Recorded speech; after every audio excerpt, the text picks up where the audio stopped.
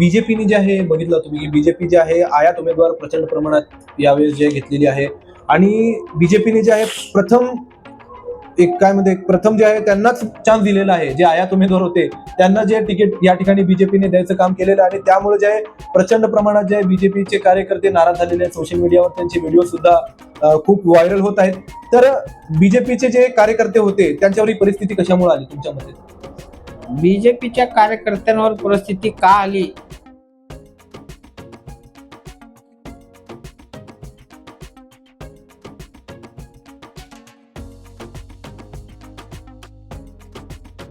नमस्ते, सत श्री अकाल और अस्सलाम वालेकुम। मैं आपका दोस्त बादशाह रियाज पाटिल आप सभी लोगों का स्वागत करता हूं एक और बेहतरीन आजाद पॉडकास्ट के एपिसोड में। तो थोड़ा मैं माफी चाहता हूं आप सभी लोगों से, क्योंकि बैकग्राउंड में जो है सॉन्ग्स चल रहे हैं, हमारे गांव में जो है एक कार्यक्रम है उस वजह से। लेकिन कुछ भी होने दो, अपना रिकॉर्डिंग रुकना नहीं चाहिए। इंशाल्लाह आगे जो है अपन खुद का स्टूडियो वगैरह बनेंगे तो ये सब प्रॉब्लम होने वाला नहीं। लेकिन फिर भी जो है हमें ऐसे माहौल में भी जो है एक मुद्दा उठाने की कोशिश कर रहे हैं यहाँ पर। तो आज का जो है अपना आजाद पॉडकास्ट का जो विषय है वो है आने वाले जो सोलापुर की महानगर पालिका इलेक्शन है और जिनका एबी फॉर्म भरते वक्त जो पूरा केओस हुआ, जो पूरा लफड़ा हुआ, सिर्फ सोलापुर में ही नहीं पूरे महाराष्ट्र में हमने देखा। बहुत ज्यादा जो है तमाशे हुए, बहुत ज्यादा जो है प्रॉब्लम हमें देखने के लिए मिले। कार्यकर्ताओं की जो भागदौड़ हुई, कार्यकर्ताओं को जो तकलीफ हुई, कार्यकर्ताओं की जो इज्जत का भाजीपाला हुआ पूरे महाराष्ट्र में, उसके बारे में आज जो है हम चर्चा करने वाले हैं। तो आज की जो चर्चा है महाराष्ट्र के लिए सीमित है, इसीलिए हम मराठी में चर्चा करने वाले हैं। और आजाद पॉडकास्ट को जो पहली बार देख रहे हैं उनको मैं यही बताना चाहता हूँ कि ये पॉडकास्ट जो है कोई बड़ा पॉडकास्ट नहीं है। बस हम यहाँ पर जो है मुद्दे जो है बड़े उठा रहे हैं। पॉडकास्ट छोटा है लेकिन मुद्दे जो हम बड़े उठा रहे हैं। जो मुद्दे सरकार उठाती नहीं है, जो मुद्दे जो है हमारे गोदी मीडिया नहीं उठाती है, वैसे मुद्दे जो है हम यहाँ पर उठाते हैं और उन मुद्दों को जो है चर्चा यहाँ पर बैठ के करने की कोशिश करते हैं। तो फिर चलिए शुरू करते हैं आज की इस चर्चा को। तर नमस्कार विश्वाभाऊ। नमस्कार। तर विश्वाभाऊ, तुम्ही बघितलात की बाबा परवा जे आहे आपल्या सोलापूरमध्ये असू दे, पूर्ण महाराष्ट्रामध्ये असू दे, खूपच एक विचित्र असा माहोल आपल्याला बघायला भेटला। महानगरपालिका इलेक्शनसाठी जे आहे फॉर्म भरण्याचा, एबी फॉर्म भरण्याचा शेवटचा दिवस होता आणि शेवटच्या दिवसापर्यंत जे कोणत्याही महानगरपालिकेमध्ये जे 26-27 जे महानगरपालिकांमध्ये इलेक्शन आहे पूर्ण महाराष्ट्रामध्ये, प्रत्येका जागी जे प्रॉब्लेम आपल्याला पाहायला भेटलेला आहे। प्रत्येका जागी जे एबी फॉर्म साठी मारामारी चालू होती। प्रत्येका ठिकाणी जे आहे कार्यकर्ते धावपळ करत होते। तर तुम्हाला काय वाटतं हे पूर्ण माहोल क्रिएट होण्यामागचं कारण काय?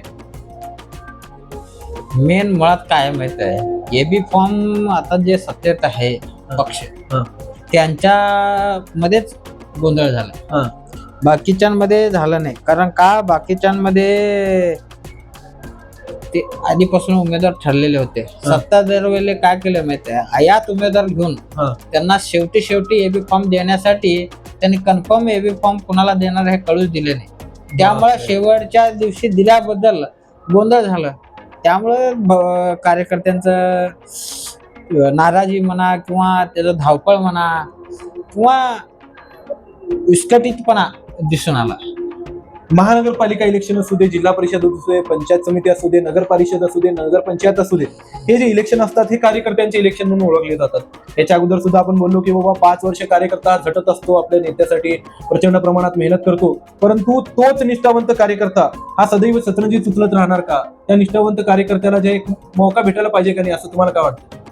भेटाव की जे सामान्य कार्यकर्ता असतो, पार्टीचा काम करत असतो, कुठल्याही पक्षाचं काम करत असतो आणि समाजामध्ये जाऊन समाजाचं काम करत असतो, गोरगरिबांशी संपर्क ठेवत असतो, सामान्य जनतेशी त्याचा संपर्क असतो। अशा कार्यकर्त्यांना जर करता संविधानिक एक पदाचं इलेक्शन लढवता आलं किंवा तिकीट मिळालं, संविधानिक पद त्यांना मिळालं, तर ते कार्यकर्ते चांगल्या प्रकारे त्या सामान्य जनतेत जाऊन काम करू शकतात। कारण सामान्य जनतेचं मनस्थिती आणि त्यांचं अडचण हे सामान्य कार्यकर्ताच ओळखू शकतो। बरोबर आहे। कुणाच्या नेत्याचा मुलगा आणि कुणाच्या नेत्याची बायको किंवा कुठल्या नेत्याच्या घराण्यात राजकीय घराण्यात जन्मलेला पोरापेक्षा एक सामान्य जो राजकीय पक्षाचा सामान्य कार्यकर्ता असतो, जो तळागाळातून आलेला कार्यकर्ता असतो, तोच सामान्य लोकांचं किंवा सामान्य जनतेचं अडचण काय आहे किंवा त्यांचे काम काय आहे, त्यांची व्यथा काय आहे हे समजू शकतो। त्यामुळे आपल्याला वाटतंय सामान्य कार्यकर्त्यांनाच तिकीट दिलं पाहिजे। तर बीजेपीने जे आहे बघितलं तुम्ही की बीजेपी जे आहे आयात उमेदवार प्रचंड प्रमाणात यावेळेस जे घेतलेली आहे आणि बीजेपीने जे आहे प्रथम एक काय म्हणते प्रथम जे आहे त्यांनाच चान्स दिलेला आहे, जे आयात उमेदवार होते त्यांना जे तिकीट या ठिकाणी बीजेपीने द्यायचं काम केलेलं आहे आणि त्यामुळे जे आहे प्रचंड प्रमाणात जे बीजेपीचे कार्यकर्ते नाराज झालेले आहेत. सोशल मीडियावर त्यांचे व्हिडिओ सुद्धा खूप व्हायरल होत आहेत. तर बीजेपीचे जे कार्यकर्ते होते त्यांच्यावर ही परिस्थिती कशामुळे आली तुमच्या मते? बीजेपीच्या कार्यकर्त्यांवर परिस्थिती का आली? कार्यकर्ते सर्व व्यवस्थित आहेत. कार्यकर्ते पक्षाशी निष्ठा आहे. भाजपच्या कार्यकर्त्याचं हिंदुत्वाशी निष्ठा आहे. पण जे काय आता महाराष्ट्राचं बोलतो मी, महाराष्ट्रात जे महाराष्ट्रामध्ये आता भारतीय जनता पार्टीचे जे कोर कमिटी आहे, जे मेन महाराष्ट्र प्रदेश जे कमिटी आहे, त्याच्यामध्ये असे लोक बसलेत की काही करून त्यांना सत्ता मिळवायची. सत्ता फिपासू झालेत त्यांनी. ओके. म्हणजे त्यांच्या डोक्यात काय आहे, कोण का असे ना पण आमच्या पार्टीचा सत्ता असलं किंवा आमचंच सत्ता असली पाहिजे. म्हणजे ग्रामपंचायत पासून ते राष्ट्रपतीपर्यंत सगळे आमचेच लोक आमचेच असावं, त्याच्या एक डोक्यात भ्रम आहे. म्हणजे असंच राहावं. आता ते काय झालं माहित आहे, काँग्रेसच्या 100% जे नेते लोक होते त्याच्यामधले 80% लोक सर्व बीजेपी मध्ये आहेत आणि 20% राहिलेत काँग्रेसमध्ये. जे आता जे निष्ठावंत आहेत किंवा त्यांना विचारधारेशी त्यांना तडजोड करायचं नाही असे लोक काँग्रेसमध्ये राहिलेत.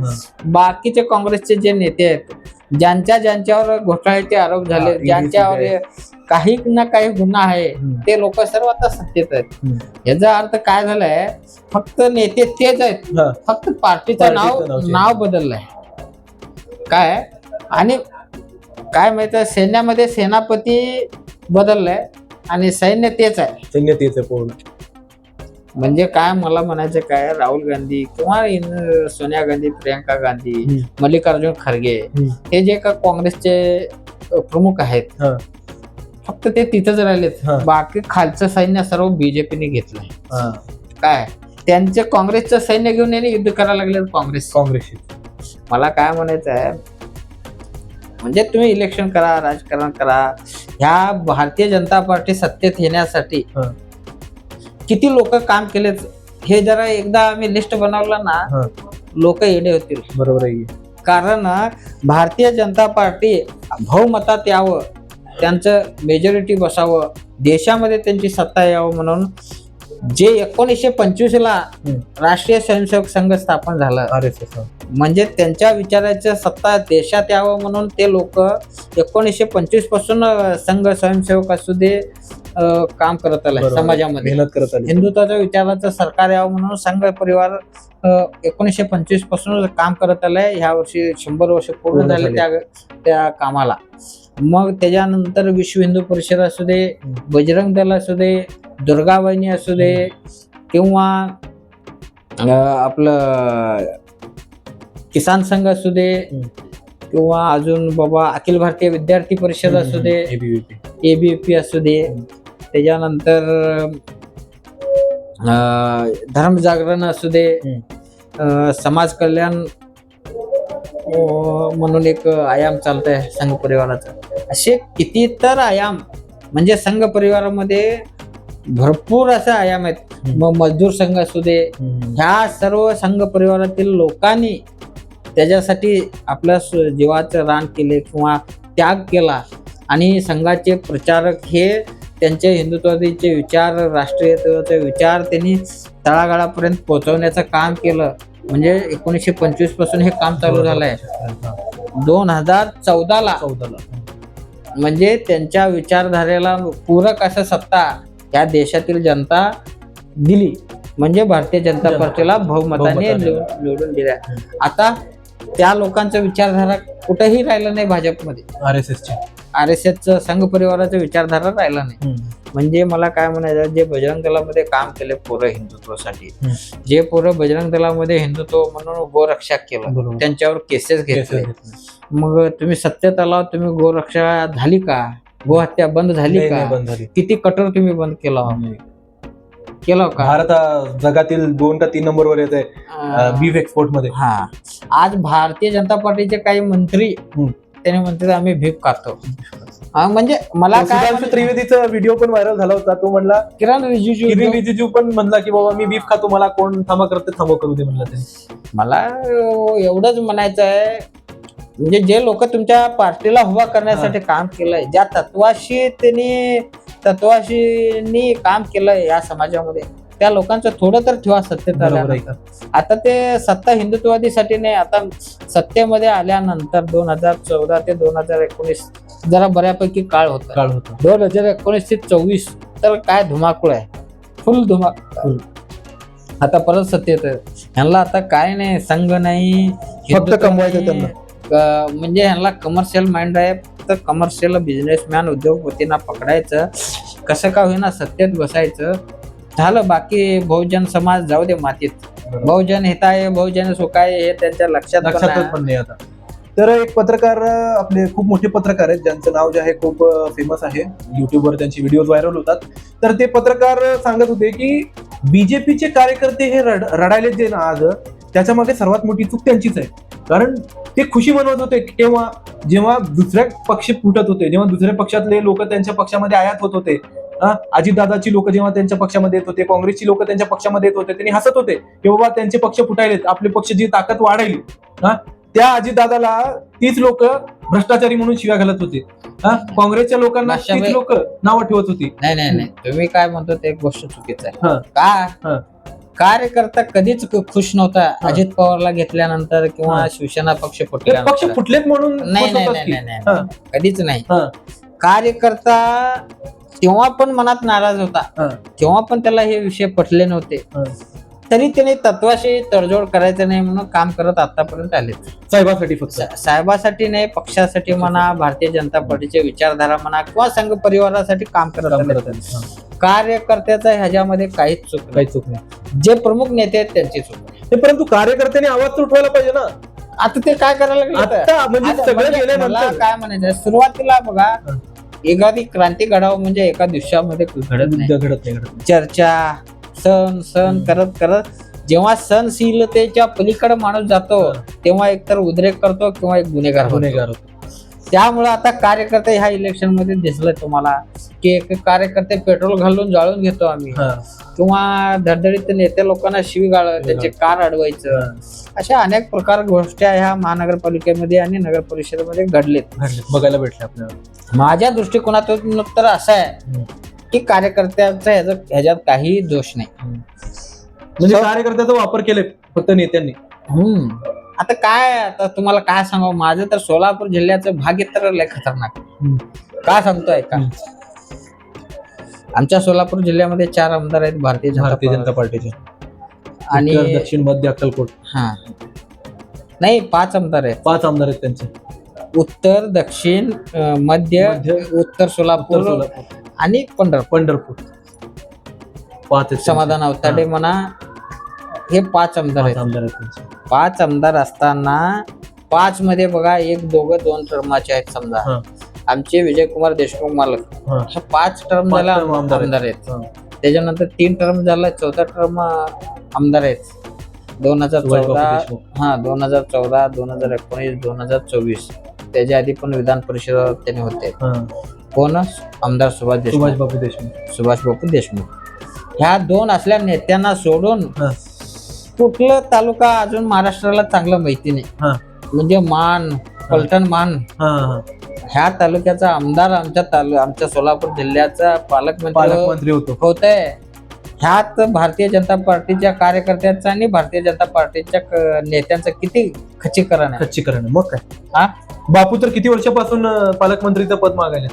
बापू झालं, विजयकुमार देशमुख आधी पालकमंत्री होते की. तुम्हाला मला काय म्हणायचं, ते झालं, ते तर आता चालू आहे. ते 2019ला मोदीला शिव्या घालणारे लोक आहेत. आज जे लोक मोदीवर टीका केले तर आज आमचे ते पालकमंत्री आहेत. ते एक गोष्ट. त्याच्यानंतर जे काँग्रेसच्या काळात विरोधी पक्ष नेते होते, राधाकृष्ण विखे पाटील साहेब, ते पण आमच्या सोलापूरचे पालकमंत्री होऊन गेले.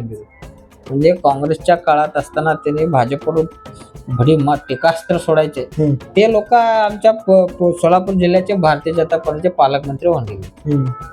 मला काय म्हणायचंय, हे निर्णय कुठनं कोण घेत असतं? कोण कार्यकर्ता घेत. कार्यकर्ता घेत नाही, वरचं केडरच घेत असतो. हा बरोबर आहे का? प्रदेश कमिटी घेते. हा. मग पालकमंत्री जर स्थानिक असला असताना हे नगर परिषद आणि महानगरपालिकेमध्ये एवढा गोंधळ झाला झालं नसतं. सोलापूरच्या विषयी बोलायला लागलो. बरोबर आहे का नाही? हम्म. मला काय म्हणायचं, पार्टी विथ डिफरन्स असं भारतीय जनता पार्टी म्हणत होती. बरोबर. आता पार्टी विथ डिफरन्स नाही, पार्टी एक पार्टी, हा. सत्ता एक सत्ता. सत्ता बस, काय करायचं ते करू सत्तेसाठी. पार्टी आणि सत्ता हे फिक्स त्याला डोक्यात आहे. तुम्ही म्हणतो ना कार्यकर्ता, आता समजा एखादा कार्यकर्ता काय करणार आहे, वरचे नेते समजा आता दक्षिण सोलापूरचे माजी आमदार दिलीप माने साहेब हे भाजपमध्ये येतो म्हटल्यानंतर काही कार्यकर्ते आंदोलन केले, कार्यालयासमोर बसले, शेवटी त्यांचा प्रवेश झालाच की. मला काय म्हणायचं आहे, जर तुम्हाला काँग्रेसचे नेते घेऊनच तुमचं पक्ष वाढवायचं असेल तर हे संघ परिवारमध्ये, बजरंग दलामध्ये, विश्व हिंदू परिषदेमध्ये जे लोक काम केले त्यांचं काय कामाचं व्हॅल्यू नाही, मूल्य नाही त्याला. असं आहे काय? आता परिस्थिती अशी आहे. तुम्हाला जर पक्ष वाढवायचं तर त्या तळागाळामध्ये काम केलेल्या कार्यकर्त्याला वर आणा ना, त्याला नेता. मला काय म्हणते, आता जनता समजा मी काय म्हणतो, सोलापूरची नाही देशाची जनता, बहुसंख्य जनता हे भारतीय जनता पार्टीच्या विचाराला सहमत देते किंवा पार्टीला मतदान करते भारतीय जनता पार्टी. पण ह्या वेळेला जेव्हा तुमच्या पार्टीचं जनतेमध्ये दबदबा आहे, जनतेमध्ये लोकप्रियता आहे, या वेळेला तुमच्या सामान्य कार्यकर्त्यांना तुम्ही वर आणत नाही, उमेदवार घेता, तर मग ते काय तुम्हाला तर काय व्हॅल्यू आहे आणि तुमच्या पार्टीला तर काय व्हॅल्यू आहे? बरोबर आहे. खच्चीकरण होणारच त्या कार्यकर्त्याचा. बरोबर आहे का नाही? माझं म्हणणं काय आहे, तुम्ही पार्टीतल्या लोकांना तिकीट द्या, त्यांना निवडून आणण्यासाठी प्रयत्न करा. ते आमदार झाले ना, ते पूर्वी तुमच्याजवळ सत्ता नसताना तुमच्या विचाराला सहमत होऊन तुमच्यासाठी काम केलेले लोक आहेत. बरोबर. आज तुमच्याकडे सत्ता आहे म्हणून काँग्रेसचे लोक यायला लागलेत, राष्ट्रवादीचे लोक यायला लागलेत. उद्या देशाची जनता जर तुम्हाला नाकारली तर हे सर्व पुढारी परत महाविकास आघाडीत असणार, काँग्रेसमध्ये असणार आणि राष्ट्रवादी. बरोबर आहे. म्हणजे कुणाची कुठलीही पार्टी सत्तेत येऊ दे, हेच लोक करणार. मला काय म्हणायचं, प्रस्थापित लोकांच्या विरोधात जे लोक तुमच्या पार्टीमध्ये काम केलेत, तुमच्या पार्टीला जनतेत नेले, जनता तुम्हाला मान्यता दिली, परत तुम्ही त्याच प्रस्थापित लोकांना तुमच्या पार्टीत घेऊन सत्ता भोगायला दिला, तर मग बाकी सामान्य जनता काय करावं? सगळे भ्रष्टाचारी लोक तुम्ही तुमच्या पक्षात भरून घ्याला, जे तुमचे. अहो, मी 8वी 9वीला वगैरे काय तर होतो, 9वी 10वी असेल त्यावेळेला आदर्श घोटाळा फुल फेमस मध्ये होता चव्हाण साहेबांचा, अशोकराव चव्हाण साहेब. त्यांना ह्या गोष्टीवर राजीनामा द्यावा लागला. काय मुख्यमंत्री पदावरनं त्यांना राजीनामा द्यायला लागला होता. राजीनामा दिल्यानंतर आता त्यांनी काय खासदार आहेत. आता खासदार आहेत कुठल्या पार्टीचे? बीजेपीचे. आणि बीजेपीचे लोक त्यांच्यावर टीका केले होते.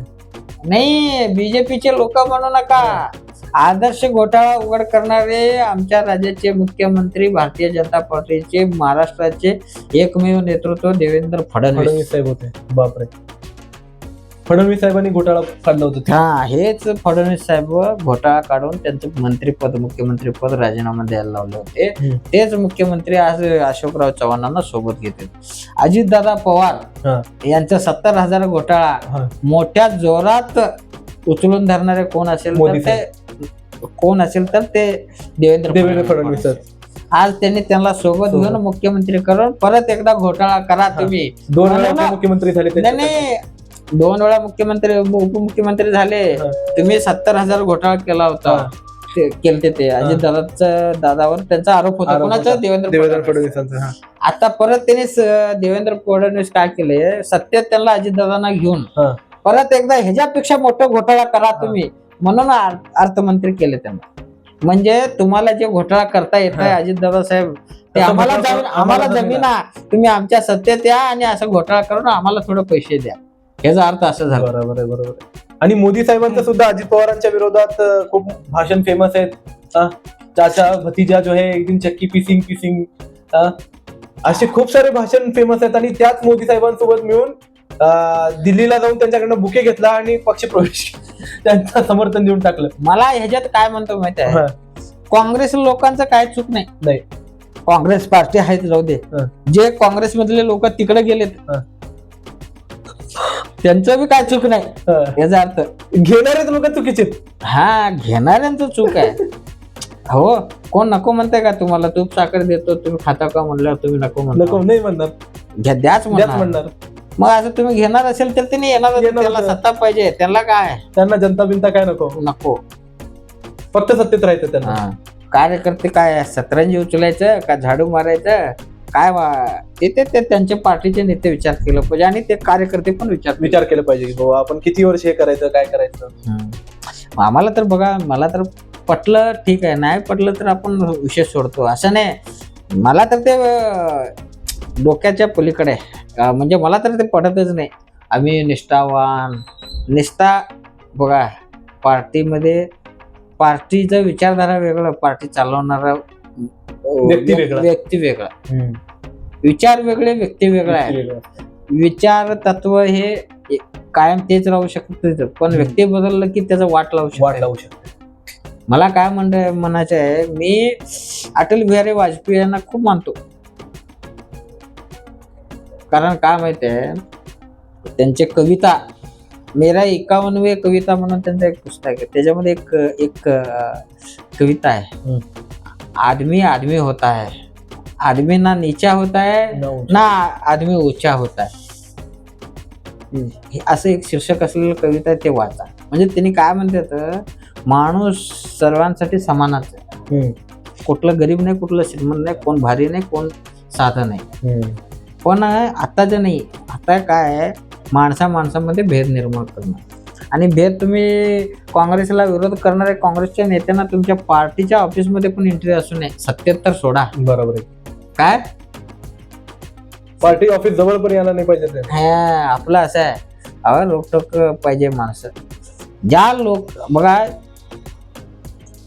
एक गोष्ट इतिहासामधलं तुम्हाला असं उदाहरण देतो. सत्ता जर महत्वाची असती तर आमचे छत्रपती धर्मवीर संभाजी महाराज हे अशा म्हणजे बलिदान दिलं नसतं महाराष्ट्रासाठी. कारण काय माहित आहे, त्यांनी तडजोड केली असते की औरंगजेबने त्यांना हे दिलंच होतं.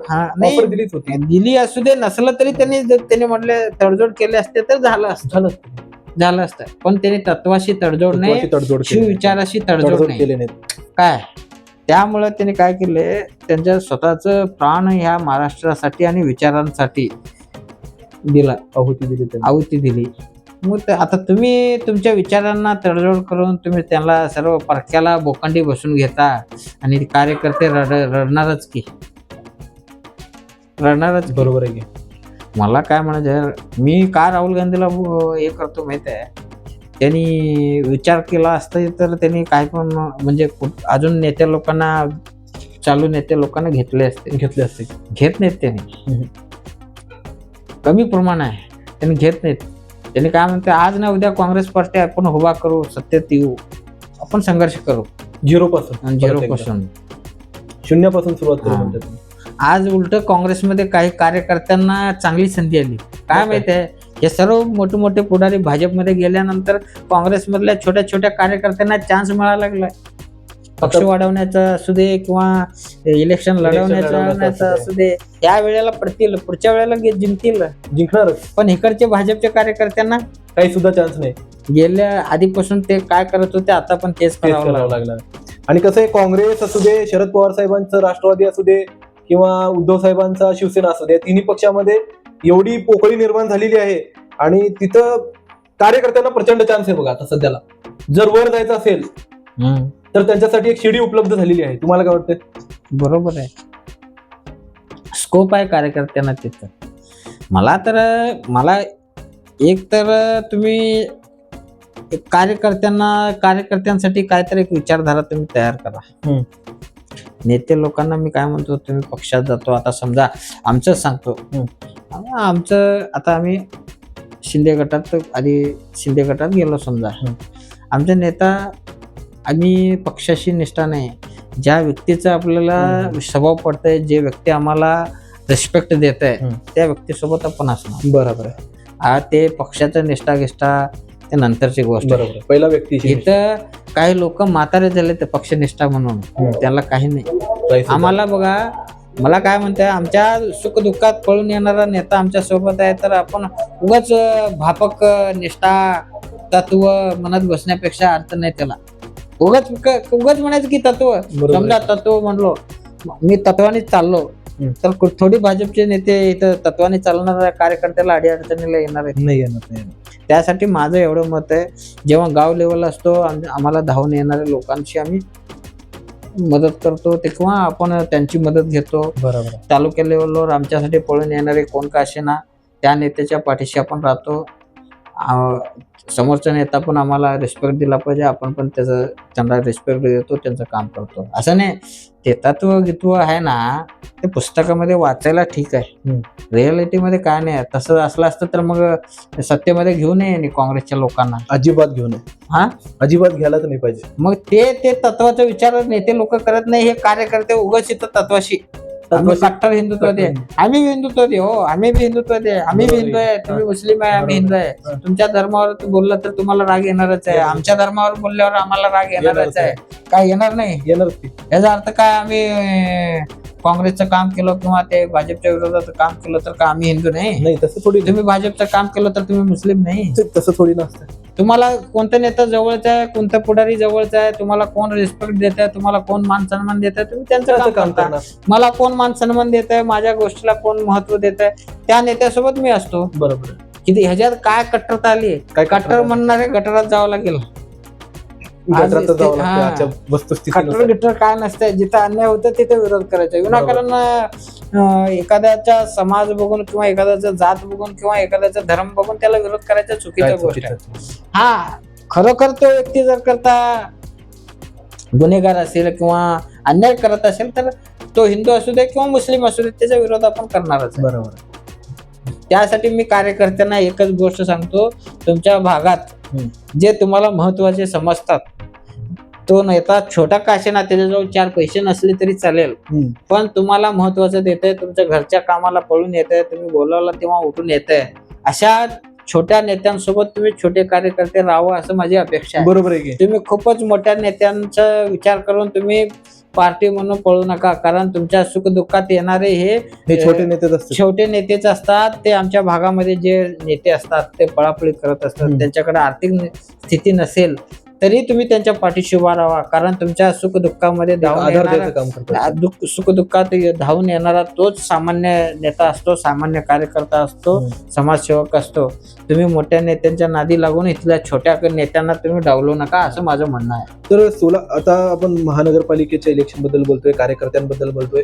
कार्यकर्त्यांची जी परिस्थिती जर सुधारायची असेल तर कार्यकर्त्यांनी स्वतःहून निर्णय घ्यायला पाहिजे. जसं दादांनी सांगितलं, आपण अशा नेत्याला समर्थन केलं पाहिजे जो नेता आपल्या कामासाठी पळून येतो. अशा नेत्याला आपण मदत केली पाहिजे जो लोकांसाठी काम करतो. असा नेता तुम्ही बघून काम करून त्याची मदत करू नका की ज्याच्याकडे पैसा आहे, जो आपल्याला पैसा देतो. ते काय फायद्याचं नाहीये ह्या जगामध्ये. मला तर माझ्या दृष्टिकोनातून मला कोणतरी पैसे दिलं तर मी त्याच्या मागे लागतो, असं माझा विषय नाही. पहिली गोष्ट, माणसाला मान सन्मान गरजेचं आहे. बरोबर. दुसरी गोष्ट, तुमच्या अडीअडचणीला त्यांनी तुम्हाला वेळ देते का नाही महत्वाचं. बरोबर. पैसा, राजकारणामध्ये पैशाचा जास्त उपयोग येत नाही. आम्ही कार्यकर्त्यांना आणि सामान्य जनतेना पैसा नेते लोक देतील, पण कधी देणार? इलेक्शन जाहीर झाल्यावर खर्च करतील, दहाव्याला जेवण देतील, दारू पाजतील, पैसे खर्च करायला देतील, मताला 500 का 1000 रुपये देतील. 1000 रुपये दिल्यानंतर 1 दिवस, 2 दिवस, 3 दिवस एक आठवडा जाईल. बरोबर आहे. पण एक आठवडा, 6 महिन्यानंतर जेव्हा तुमच्या घरावर एक दुःखाचं डोंगर कोसळेल किंवा तुमच्या घरावर काही अडचणी आल्या, तर तेव्हा ते मोठं नेता येणार नाही. जे लोक तुम्हाला पैसे दिलेत, तेव्हा तुमच्या गावातला जे छोटा पुढारी आहे ना, तोच तुम्हाला विचारायला येणार, काय झालंय, बरं आहे का त्याला. आजपर्यंत माझा तर अनुभव आहे, सामान्य जनतेला काय लागतं माहित आहे, सामान्य जनतेला त्यांच्या सुखदुःखात साथ देणारा नेता लागतो, प्रेम आणि आपुलकी लागते. सामान्य जनतेच्या अडीअडचणीला, म्हणजे दवाखाने असू दे, पोलीस स्टेशन असू दे, कोर्ट कचेरी काय पण असू दे, अशा गोष्टीमध्ये न्याय निवाडा असू दे, अशा गोष्टीमध्ये जो नेता जातो त्याला सामान्य जनता मानते, त्याला पैशाची गरज नाही. फक्त कार्यकर्त्यांना माझं आव्हान आहे, तुमच्यासाठी धावून येणारा एखादा छोटा काय नेता तुमच्या गावात असेल तर तुम्ही त्याच्या पाठीशी उभा राहा. बरोबर. कारण का, तोच नेता तुम्हाला खालीपासून वरपर्यंत ओळखत असतो. तुमचे सर्व अडीअडचणी त्याला माहिती असते आणि तोच तुमच्यासाठी फुल ना फुलाची पाकळी करू शकतंय. तुम्ही एखाद्या आमदाराला किंवा एखाद्याला मंत्रीचं तुम्ही खास आहे म्हणून इथल्या गावातल्या पुढारीला डावलू नका, कारण मंत्रीकडे तुमच्यासारखे हजारो लाखो लोक असतील. त्यासाठी माझं म्हणणं एवढंच आहे, सर्वसामान्य कार्यकर्त्यांना कळकळीची विनंती आहे, बाबा तुमच्या भागामध्ये जो कोणी एक बदल घडवण्याचा किंवा एक जनतेचं सेवा करायचा प्रयत्न करणारा सामान्य नेत्याला तुम्ही सपोर्ट करा, त्याच्या पाठीशी उभा राहा. तर सोलापूरमध्ये महानगरपालिकेचे इलेक्शन आहे, मुंबईचं जे आहे खूप महत्वाचं जे चालू आहे पूर्ण. तर तुम्हाला काय वाटतंय महाराष्ट्रामध्ये कसं राहील पूर्ण वातावरण या पूर्ण इलेक्शनचं? 15 तारखेला जे इलेक्शन आहे आपलं, चांगलं आहे वातावरण. आता कसं आहे माहिती आहे, नगर परिषदचं इलेक्शन बघितल्यानंतर आता फाईट जरा आटोक्यात आलाय. बरोबर, आटोक्यात आलाय. जनतेला पण कळायला लागलंय की सत्तेसाठी हे लोक काय पण करत आहेत म्हणून. आता आमच्या पक्षाचं पण चांगलं दावा आहे. सोलापूर महानगरपालिकेवर अजितदादा पवार गट आणि एकनाथ शिंदे साहेबांचं युती आहे. मग त्याचं नेतृत्व मेत्रे साहेब करत आहेत. सिद्धारामजी मेत्रे साहेब महानगरपालिकेचं समन्वयक आहेत. मग त्यांच्या गणितनुसार किंवा त्या नेत्यावर आपला भरोसा आहे. पुन्हा कुठल्या नेत्यावर म्हणजे सिद्धारामजी मेत्रेवर. त्याने हे गणित साधणार. 52चं गणित जे काय आहे सत्तेत येण्यासाठी लागते मेजॉरिटी. 102 सीटसाठी इलेक्शन चालू आहे. 102 नगरसेवक आहेत. त्याच्यामध्ये मेजॉरिटीसाठी आपल्याला 52 सीट लागतात. 52 सीट कसं आणायचं ते मेत्रे साहेबांना गणित जमतंय. आणि मेत्रे साहेबांच्या नेतृत्वाखाली पहिल्यांदा सोलापूर महानगरपालिका इलेक्शन लढवत आहेत मेत्रे साहेब. म्हणजे त्याच्यामध्ये बारकाईने लक्ष देत आहेत. विजय हे शिंदे गटाचा आणि अजितदादा पवार गटाचाच राहणार आणि महानगरपालिका त्यांचंच येणार. बरोबर. तर मुंबईचं काय म्हणता तुम्ही? मुंबईचं कसं राहील पूर्ण वातावरण? मुंबईमध्ये जे आहे दोन्ही ठाकरे बंधू जे एकत्र आलेले आहेत, तर त्याच्यामुळे काय इफेक्ट पडेल का मुंबई महानगरपालिकेवर? पडणार 100%. बघा आज मीडिया काढा तुम्ही ठाकरेवर बोलायला लागलो. सगळेजण फक्त ठाकरे ब्रदर्स. आज मीडियावर ठाकरेवर बोलायला लागलाय. भाजपचे नेते ठाकरेंच्या विषयावर बोलते, अजितदादा पवारचे ते ठाकरेंवरच बोलते, शिंदे गटातले लोक ठाकरेवरच बोलते. तुम्हाला सांगतो या सर्वांना पुरून उरण्यासारखं ठाकरे जो ताकद आहे. राजसाहेब पण असू दे किंवा उद्धव साहेब असू दे किंवा त्यांचे दोन्ही तरुण युवा नेतृत्व अमित ठाकरे असू दे, आदित्यजी ठाकरे असू दे, हे दोघं पण मुंबई महानगरपालिका जिंकून आणतील आणि मराठी माणसाचा स्वाभिमान जागा ठेवतील. आणि परत एकदा मराठी माणसाच्या विचारधारेचं पक्ष म्हणजेच महाराष्ट्र नवनिर्माण सेना आणि शिवसेना उद्धव बाळासाहेब ठाकरे यांचं सत्ता बसेल. तर तुम्ही शिंदे गटाकडे असून सुद्धा ठाकरेंचं समर्थन कसं? नाही, शिंदे गटाकडं आहे. मी काय म्हणायला लागलो, आपलं हे जे काय चर्चा आहे, आपण हे जे चर्चा करायला लागलो, हे चर्चा सर्वसामान्य लोकांसाठी कळावं काय चाललंय ह्यासाठी करायला. जेव्हा मी पार्टीचा भूमिका मांडली ना, मी एकनाथ शिंदे साहेबांचं शिवसेना म्हणजे मेत्रे साहेबांचं मी कार्यकर्ता आहे. समजा मी मेत्रे साहेबांचं किंवा शिंदे गटाचं मी प्रतिनिधित्व करेन ह्या चर्चेत. मी सर्वसामान्य समाजसेवक म्हणून बोलायला. पहिली गोष्ट, जेव्हा जिथं मला वाटेल शिंदे गटाचं मेत्रे साहेब जे जबाबदारी देईल ते काम करायला मी तयार आहे. बरोबर. बघा वस्तुस्थिती काय आहे ते बोलायला काय अडचण नाही. बरोबर आहे का नाही? जिथं सत्य आहे तिथं धर्म आहे. आपल्याला असं नाही बाबा मी शिंदे गटाचं किंवा मेत्रे साहेबांचं कार्यकर्ता आहे, मेत्रे साहेबांचं जे पण विषय असेल ते मी बोलणारच आहे. आणि मेत्रे साहेब जे माझ्यावर जबाबदारी देणार ते मी करणारच आहे, त्याच्यात वाद नाही. पण ही आपली एक कॉमन चर्चा आहे. त्यामुळे आपण पार्टीचं, तुम्ही बी कुठल्या पार्टीचं समर्थन करणार नाही, मी पण कुठल्या पार्टीचं समर्थन करणार नाही. पण जे आहे ते वस्तुस्थितीवर बहुत चर्चा चालू आहे. तर बीजेपीला खूप सारे इंटरव्ह्यू वगैरे मध्ये विचारलं बीजेपीच्या नेत्यांना की कोणता माणूस जे आहे आपलं म्हणजे मुंबईचा महापौर होणार, तर ते फक्त असंच म्हणाले की हिंदू होणार. ते असं म्हणणार की उत्तर भारतीय होणार का महाराष्ट्रीयन होणार हे ते बोलायला तयार नाही. फक्त ते एवढंच म्हणत आहेत की हिंदू होणार. तर तुमचं मत काय की कोण व्हायला पाहिजे मुंबईचा महापौर? मुंबईचा महापौर हे फक्त ठाकरे ज्यांना करतील त्यांनीच झालं पाहिजे. म्हणजे आपलं मराठी माणूसच व्हायला मराठी माणूस झालं पाहिजे. ते मराठी माणूस कोण का असेना, कुठल्या का धर्माचा असेना, कुठल्या का जातीचा असेना. मराठी ही जात नाही, आता सांगतो. मराठी जे आहे ओळख आहे. जसा हिंदू हे जात नाही, सनातन हे धर्म आहे. हिंदू ही कोणता धर्म नाहीये, हिंदू एक ओळख आहे. आता मुस्लिम लोक सुद्धा भारताच्या बाहेर जाऊ दे, आम्हाला सुद्धा एक हिंदू म्हणून ओळखलं जाते. आम्ही जेव्हा भारताचं कल्चर म्हणजे हिंदू आहे. आम्ही जेव्हा हजला सुद्धा जातो तर आम्हाला हिंदी म्हणूनच ओळखतात त्या ठिकाणी लोक.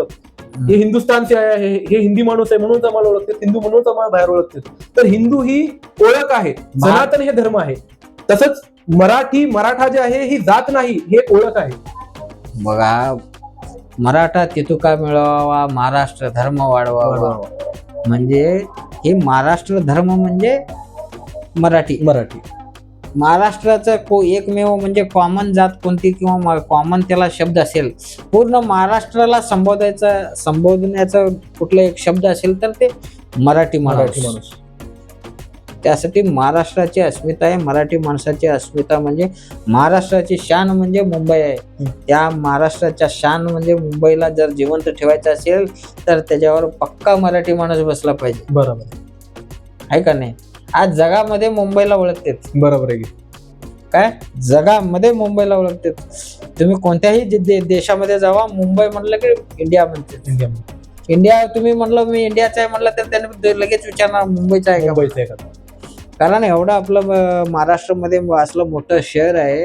त्या मुंबईला संयुक्त महाराष्ट्रामध्ये राहण्यासाठी 105 ते 105 हुतात्म्यांनी आपले बलिदान दिले, प्राण्यांची आहुती दिली आहे. त्यासाठी ते प्रबोधनकार ठाकरे हे मुंबई महाराष्ट्रामध्ये असण्यासाठी त्यांनी आंदोलन केले. आणि संयुक्त महाराष्ट्राचे ते नेतृत्व करत होते.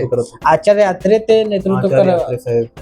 म्हणजे त्यासाठी मला वाटतं ठाकरे विचाराचं किंवा ठाकरे दोन्ही बंधूंचं सत्ता महानगरपालिकेवर येईल आणि ते मराठी माणूस महापौर होईल असं माझी अपेक्षा आहे. माझी इच्छा पण असू दे किंवा तिथली आता चर्चामध्ये आहे. आता काही मराठी पत्रकार आहेत, मी आता त्यांचं नाव 2-3 पत्रकार असे आहेत ते योग्य मुद्दा महानगरपालिकेचा उचलत आहेत मुंबईचा. त्यामुळे मी काय म्हणालो, त्या असे पत्रकार जर अजून तयार झाले महाराष्ट्रामध्ये, दूध का दूध पाणी का पाणी होण्यासाठी वेळ लागणार. पत्रकाराच्या हातातच असते माहितीये का. जो बोलू शकत नाही त्याचा जीभ बनायचं काम पत्रकारात असतो. जो ऐकू शकत नाही त्याचे कान बनायचं काम पत्रकारात असते. जो बघू शकत नाही त्याचे डोळे बनायचं काम पत्रकारात असते. आणि सरकार जे काही बोलतंय ते जनतेपर्यंत पोहोचवायचं काम पत्रकारात असते. आणि त्या जनतेकडनं प्रश्न विचारायचं काम सुद्धा पत्रकारात असते. म्हणूनच पत्रकाराला जे आहे डेमोक्रेसीचा म्हणजेच लोकतंत्राचा जे 4था स्तंभ मानला जातो. आणि ज्या ठिकाणी पत्रकार खंबीर असतो ती सत्ता कधीच चुकीची राहणार नाही, ती सत्ता कधीच चुकीचे पाऊल उचलणार नाही. तर सगळं काही पत्रकाराच्या हातात आहे. जसं दादांनी सांगितलं, पत्रकार जे आहे कधी पण जोपर्यंत पत्रकार सुधारणार नाही तोपर्यंत सत्ता सुधारणार. मेन महत्वाचं काय माहित आहे, पत्रकार म्हणजे लोकशाहीचा 4था स्तंभ. हे खुर्चीला 4 पाय आहेत, एक पाय काढला तर चालत नाही. आणि हे 4ही पाय मजबूत असणं गरजेचं आहे. तसं ह्या लोकशाहीचा 4था स्तंभ म्हणजे पत्रकारिता आहे. म्हणजे हे 3 स्तंभ काय करतात, हे जनतेसमोर आणायचं काम हे पत्रकाराचं आहे. आज एक पत्रकार ते प्रश्न विचारल्यावर म्हणजे मी कमेंट टाकलं होतं रील्सला, म्हणजे महाराष्ट्रामधील पत्रकार लोक जागृत झाले तर ह्या महाराष्ट्रामध्ये क्रांती घडू शकते असं मी एक कमेंट टाकलो. त्या कमेंटला 300 लोकांनी लाईक केलं. म्हणजे पत्रकार काय करू शकताय. फक्त महाराष्ट्रातच नाही तर पूर्ण भारतामध्ये जे आहे पत्रकार जर सुधारले तर पूर्ण भारताची कायापालट होऊ शकते. तर कार्यकर्त्यांवर चर्चा चालू होती, पत्रकारापर्यंत आलो आपण. तर शेवटी मी एवढं सांगू इच्छितो, कार्यकर्त्यांबद्दल चर्चा आहे तर कार्यकर्त्यांनो अजून पण वेळ गेलेली नाही आहे.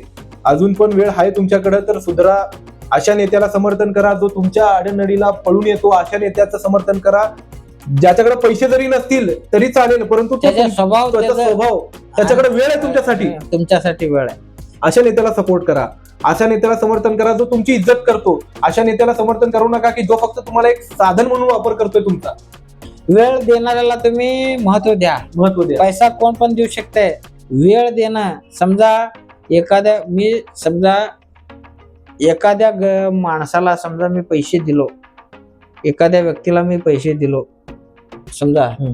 त्याने घेतला पण त्याला चालता आला नाही काय त्याला चालायला येत नाही, मी त्याला 100 रुपये दिलो, त्याने हॉटेलमध्ये जाऊन खाऊच शकत नाही, त्याला चालता येत नाही.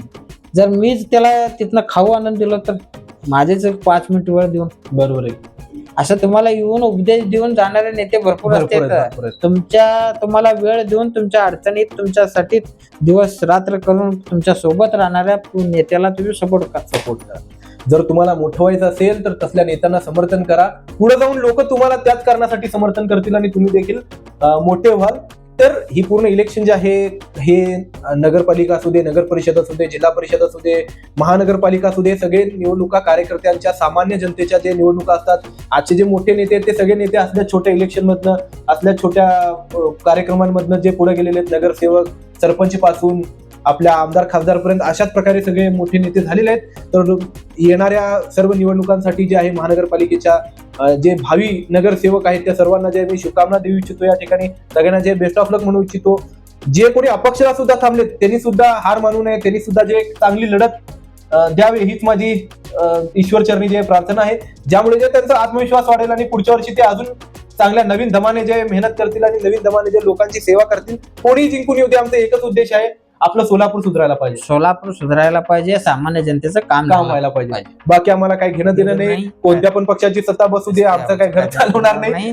पण आपला एकच उद्देश आहे, सोलापूरचा विकास व्हायला पाहिजे, सोलापूरचा विकास झाला पाहिजे, सोलापूरची जनता सुखी समाधानाने जगलं पाहिजे, एक समृद्ध जीवन त्यांना कसं जगता येईल असं व्यवस्था करणारे, त्यासाठी धडपड करणाऱ्या कार्यकर्ते निवडून यावं आणि सर्व सामान्य जनतेसाठी वेळ देणारे सर्व जेवढे उमेदवार आहेत त्यांनी नगरसेवक व्हावं, असंच मी श्री सिद्धरामेश्वर चरणी प्रार्थना करतो. सर्व इलेक्शन लढवणाऱ्या उमेदवारांना तुमच्या माध्यमातून ह्या बजाज न्यूजच्या माध्यमातून शुभेच्छा देतो. आणि शेवटी जे आहे मी लोकांना एवढंच सांगू इच्छितो की गड्ड्या यात्रेच्या नादामध्ये जे आहे महानगरपालिकेचं इलेक्शन विसरू नका. 14 तारखेला संक्रांत आहे, पूर्ण जत्रा सुरू होणार आहे. जत्रा तुम्ही करा.